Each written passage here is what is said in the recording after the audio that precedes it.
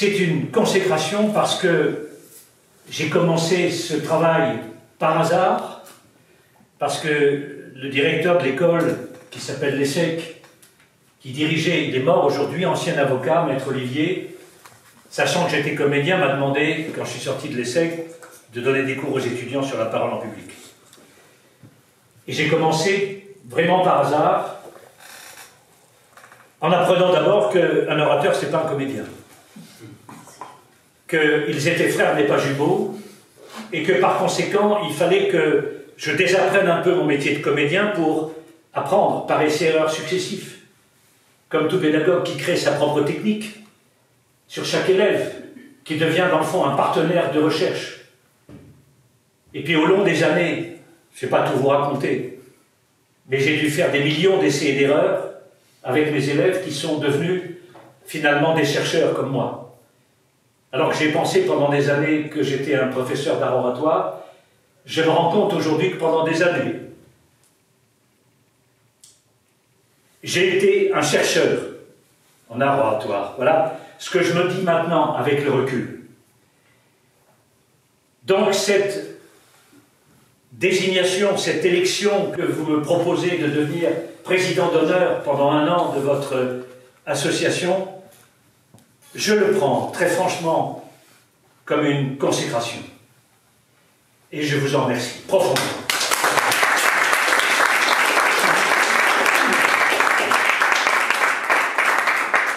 Je voudrais placer, parce qu'on va parler de nous, les professeurs d'art oratoire, je voudrais placer cette conférence sous un chapeau, le chapeau d'une phrase que j'ai trouvée un jour, je ne sais plus où, en enseignant, peut-être en conférence, peut-être avec un élève. Cette phrase, c'est la suivante, et ce sera le chapeau de ma conférence. L'oral fait l'histoire des humains, l'écrit l'entérine.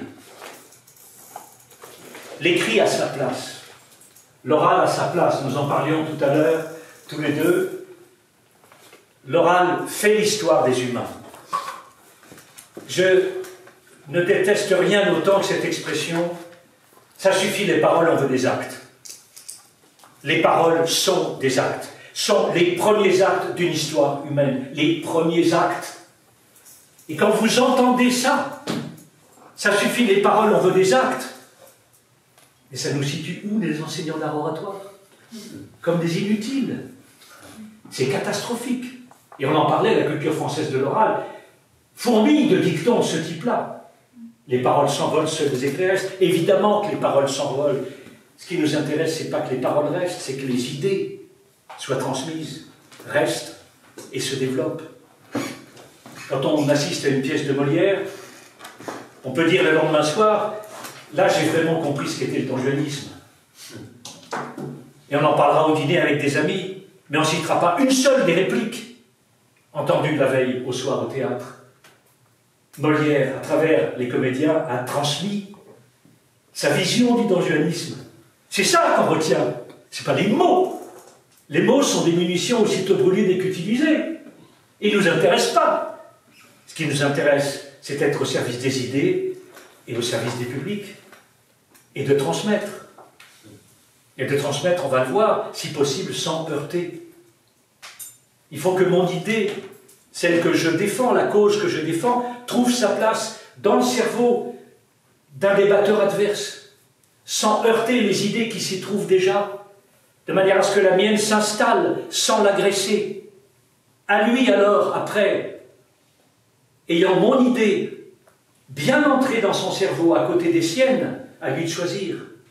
Et le débat démocratique peut s'installer, où l'électeur peut décider tout d'un coup de changer d'idée, mais en adulte, et j'aurais fait grandir mon électeur, je n'aurais pas infantilisé. Et ce qui se passe, c'est que quand on dit « suffit les paroles, on veut des actes », mais ça vient évidemment du fait qu'on a trop souvent subi des paroles qui étaient des actes négatifs. Je prends un seul exemple, le beau-parleur, on dira du beau-parleur que c'est du vent, que c'est du vide. Et on va même s'en méfier parce que le beau-parleur a laissé des traces et qu'il a fait du mal, qu'il a fait passer son projet parce qu'il a séduit. Parce que sa personne était là à son avantage, le type avait un certain charme, et on achète le projet. Et on se rend compte, l'ayant acheté, que le projet est vide. Et que l'entreprise, le parti, etc., se trouve alors confronté à des conflits internes terribles. Parce que le projet était vide. Il a séduit. Et le mot séduction ne devrait pas appartenir à l'oratoire. Non, le mot séduction, non. Si on dit séduire, alors il faut prendre au sens fort. Séduire, c'est tromper. Au sens fort de Don Juan. Séduire, c'est tromper. J'ose espérer, là, en ce moment, que je ne vous trompe pas. Que c'est bien l'idée que j'ai, que je dois servir, et que ce n'est pas ma personne qui va séduire, mais l'idée sur laquelle, en ce moment, votre cerveau et le mien travaillent ensemble. C'est une danse des cerveaux. Si je dis 2 et 2, il y en a un qui pense que ça fait même pas 4. Un deuxième qui dit, ben quoi, ça fait 4, il est con. Un troisième qui dit, ça fait combien? C'est le président ici, oui. Mais les trois attendent la réponse. Donc ils ont basculé mentalement dans une question dans leur cerveau pendant le silence. Et quand je dis ça fait 4, je réponds avec un seul groupe de mots à 3 questions différentes. Et s'il y a 600 personnes dans la salle, à chaque fin de phrase, à chaque silence, il y a 600 bascules mentales différentes dans mon discours. Et avec un groupe de mots, je réponds aux 600. C'est une danse des cerveaux. Et c'est ça la mécanique de l'oral. C'est la vie, c'est l'échange. Pour moi, la parole en public, je sais que je vais en choquer certains, mais tant pis. N'est pas un sport de combat. C'est un sport collectif. C'est un sport collectif. C'est un sport collectif. Et c'est ça qui se passe. Donc, ce mauvais orateur qui a fait le beau parleur, il a agi, et il a mal agi.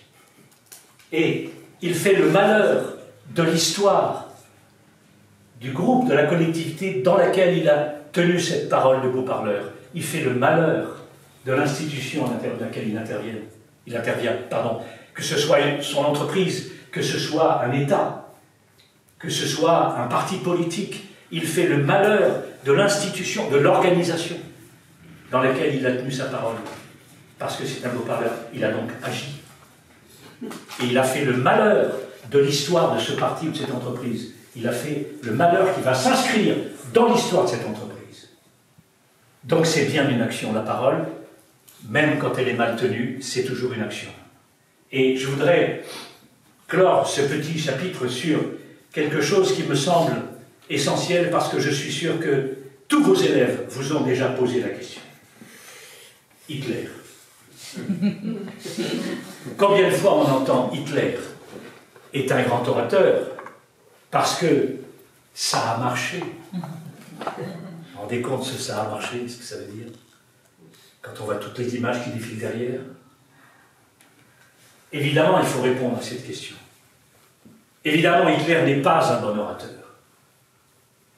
Différencier le charisme et l'art oratoire.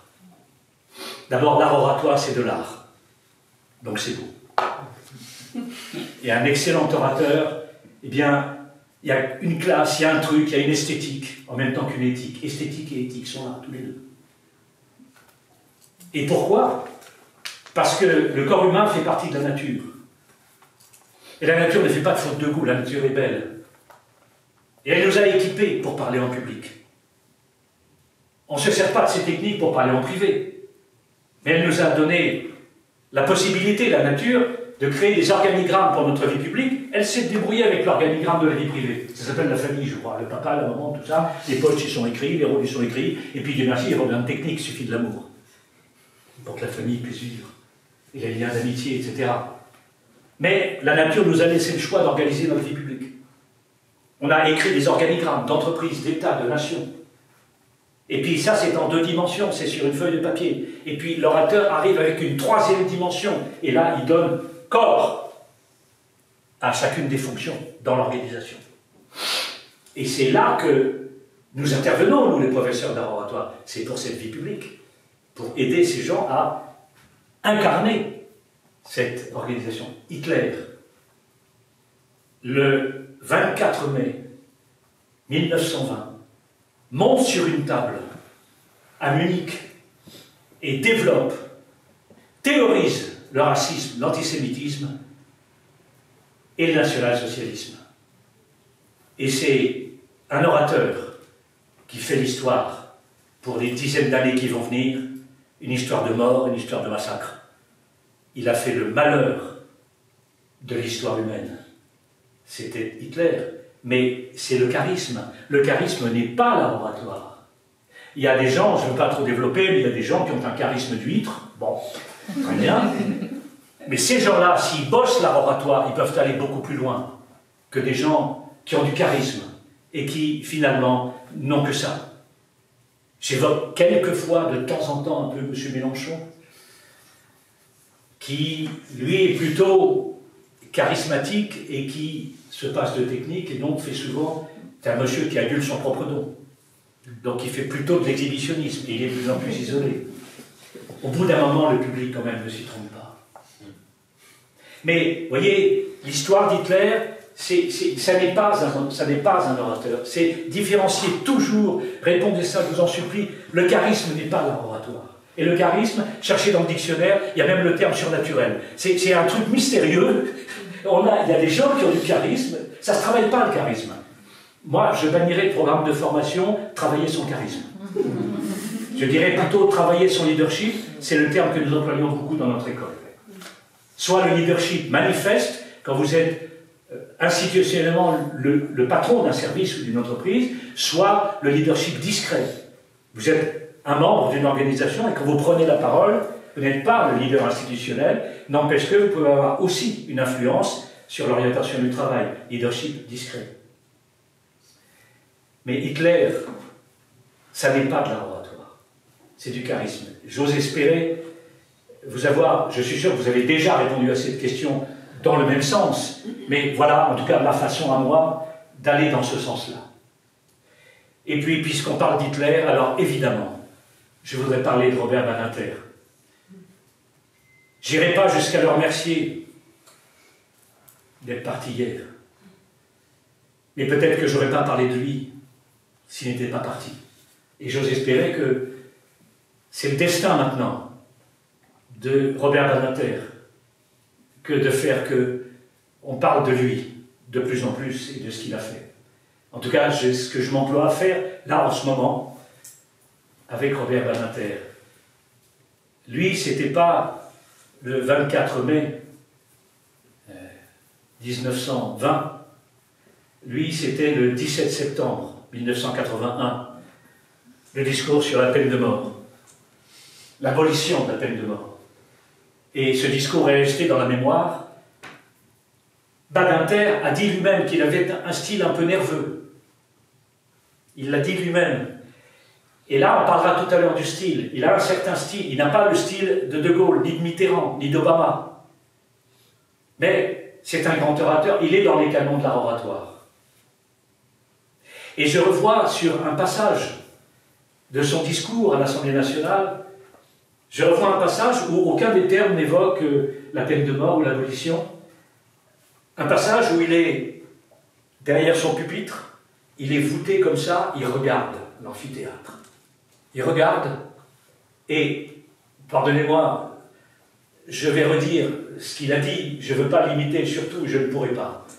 Mais il regarde l'Assemblée en face de lui et il dit « Je regarde la marche de la France ». Et il regarde l'Assemblée nationale. Et peu de temps après, il va évoquer le Pelletier de Saint-Fargeau, qui le 30 mai 1791 a demandé aux États généraux l'abolition de la peine de mort. Ça a été le premier. Et il va parler après de le Pelletier de Saint-Fargeau. C'est incroyable, parce qu'il regarde l'amphithéâtre, et il regarde dans ses députés toute l'histoire parlementaire depuis la Révolution, elle est devant lui. Et il dit « Je regarde la marche de la France ». Et il décrit de le Pelletier de Saint-Fargeau jusqu'à nous, jusqu'à lui, en 1981, depuis 1791, 210 ans. Il fait l'histoire. Oui, l'art oratoire fait l'histoire. L'oral fait l'histoire. Et elle peut faire l'histoire pour son bonheur. pas comme Hitler pour son malheur. Nous sommes, nous, les professeurs d'art oratoire, des Pygmalions de l'histoire heureuse de l'humanité. C'est à nous d'aider les orateurs à faire l'histoire heureuse de l'humanité et aller sortir de tous les travers qui pourraient les amener à faire l'histoire malheureuse de l'humanité. Mais c'est une chance formidable pour moi de parler de Robert Badinter aujourd'hui, et puis de parler aussi de De Gaulle, que je ne peux pas oublier, parce que De Gaulle a été dans mon enfance. Il y a des gens très jeunes ici qui n'étaient pas nés. Il est mort en 70, il a quitté le pouvoir en 69. De Gaulle, rentrant de Baden-Baden, où il s'était isolé en mai 68, peut-être certains ont étudié l'histoire, De Gaulle avait disparu. Un grand comédien disparu en coulisses. On ne sait pas où il est. Franchement, la mise en scène, quelquefois, elle a du sens. Et il faut savoir la gérer. En matière de communication, il faut tenir compte de ça. Je parle de vous parce qu'on a aussi échangé là-dessus. Et quand il revient, alors que c'est le bordel en France, il fait une prise de parole à la télévision à la fin de mai 68. Et après cette prise de parole, les gaullistes l'emportent aux législatives suivantes. Il a retourné la situation. Robert Badinter, 62% des Français étaient contre la peine de mort. La droite était contre la peine de mort, était pour la peine de mort. Jacques Chirac y compris, qui a changé d'idée. Les grands orateurs retournent la situation. Ils ont rendu adulte leur public qui s'est dit « je change d'idée ». Ils ont fait grandir leur public, ils ne l'ont pas infantilisé, ils ne l'ont pas séduit. Et je voudrais clore sur cette partie en vous citant quelque chose sur le général de Gaulle. Je serais très intéressé qu'une étude soit faite à propos du discours de Badinter devant l'Assemblée nationale sur son texte, parce qu'il avait écrit tout son texte, et on constate qu'il a très peu regardé son texte. Il a beaucoup regardé l'amphithéâtre. Il raconte après qu'il avait tellement travaillé ça qu'il l'avait quasiment par cœur, mais même appris par cœur. Je serais curieux qu'une étude soit faite sur l'enregistrement oral, sur les mots exactement qu'il a prononcés, les mots et les phrases, et qu'on compare ça au texte écrit. Cette étude a été faite pour le général de Gaulle, un discours de 1942 à l'Albert Hall à Londres. Il parle aux Français qui l'ont rejoint à Londres. L'Albert Hall est plein et De Gaulle prend la parole. Et on a la chance d'avoir la version écrite et la version parlée. Là, je vais vous citer deux phrases que je cite souvent à l'école, que je voudrais vous reciter ici parce que c'est l'exemple très franchement qui me sert toujours pour en parler. Version écrite, une première phrase, version écrite, version parlée, puis une deuxième. Version écrite. Le ciment de l'unité française, c'est le sang des Français qui n'ont pas tenu compte de l'armistice, les résistants. Version parlée. Le ciment de l'unité française, c'est le sang des Français qui n'ont pas accepté l'armistice. Accepter plutôt que tenir compte de. Accepter, c'est résister. Je n'ai pas accepté l'armistice, je résiste. Donc je risque ma vie. Il est devant le public. Et tout d'un coup, son cerveau, il est dans l'action, il ne réfléchit pas. Son cerveau lui dit, mon pote dit, accepter, il n'a pas tenu compte. Parce que tout d'un coup, il a en face de lui le public, les Français, et derrière ces Français qui sont là, il a les résistants devant lui. Et il les félicite d'avoir résisté. Et le mot juste lui vient parce qu'il est dans la nation. Deuxième phrase, le ciment unité française, 709 Français, de ceux qui, depuis retombent, meurent tout de même pour la France. Version parlée, qui, malgré retombent, continuent de mourir pour la France. Et là, vous voyez les résistants collectivement monter vers la mort pour sauver la France du mal, du nazisme. Continue, EMT, de mourir pour la France. On ne peut continuer qu'ensemble à mourir, hein, puisqu'on est plusieurs. C'est formidable. Quand vous voyez la manière dont cet orateur Et il a le papier en bas, c'est comme dans le discours de Bayeux. Ensuite, quand il arrive sur les côtes normandes, le papier est en bas, il regarde le public. Il ne regarde pas son papier.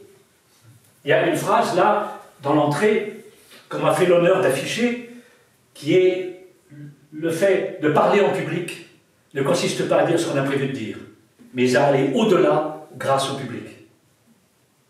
Et ça, c'est la seule façon que nous puissions avoir de faire du public le co-auteur du discours fini, donc le co-signataire. L'art oratoire, définitivement, est bien donc un art collectif.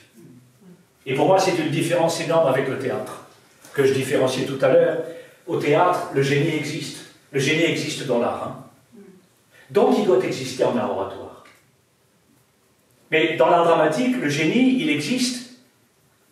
C'est Molière ou Shakespeare. Ce sont les grands auteurs dramatiques. Ce n'est pas le comédien ni le public, c'est l'auteur. C'est un individu. Alors qu'en art oratoire, le génie, ce n'est pas l'orateur. Je dis souvent, un peu méchamment, trop d'orateurs se prennent pour des auteurs. Ça suffit. On se prendrait pour Maupassant, pour Molière, c'est pas un problème. Non. Et il y a cette idée, trop d'orateurs se prennent pour des auteurs, le génie n'est pas chez l'orateur. Le génie n'est pas non plus dans le public. Le génie, il naît de la rencontre réussie entre l'orateur et le public. Simplement, c'est à la charge de l'orateur de réussir cette rencontre. Le public ne pourrait pas. Et ça, c'est la modestie du travail d'un orateur. C'est de réussir le corps à corps avec son public de manière à réussir le cerveau à cerveau. Après, les cerveaux se démerdent. Celui de l'orateur avec celui du public, ça se démerde. Hein. De toute façon, il y a des milliards de neurones dans chaque cerveau, on ne va pas mettre le nez là-dedans. Hein. Edgar Morin, retour à la complexité. Reconnaissons la complexité, essayons pas d'aller fouiller à l'intérieur. Et voyez cet art collectif. Eh bien, le public devient co-auteur, donc co-signataire. Ça ne veut pas dire que le CGT va rendre sa carte. Ça veut dire que le CGT me reconnaît comme partenaire, moi patronal, ou que moi, patron, je reconnais cet orateur CGT comme un partenaire et je vais négocier avec lui. Ça ne veut pas dire que je vais changer d'idée, mais je le respecte. Il fait partie pour moi de la réalité, donc il fait partie de l'histoire. L'oral fait l'histoire.